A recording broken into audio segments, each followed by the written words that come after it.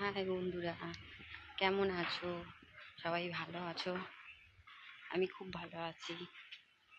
Good morning তোমাদের সবাইকে। ছাদে এত রোদ্দুর, আমি কিছু দেখতে পাচ্ছি না, ওই জন্য দরজার সামনে চলে এসেছি। একদম তাকাতে পারছি না রোদ্দুরে। আশা করি তোমরা সবাই ভালো আছো। তোমাদের সাথে আড্ডা দিতে একটু সকালবেলা চলে এলাম।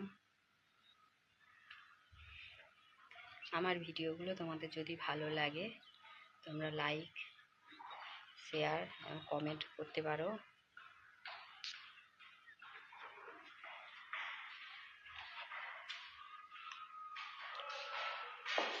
আমি কোনোদিন লাইভ ভিডিও করি না, আমি ফার্স্ট টাইম লাইভ ভিডিও করছি, জানি না কেমন হবে।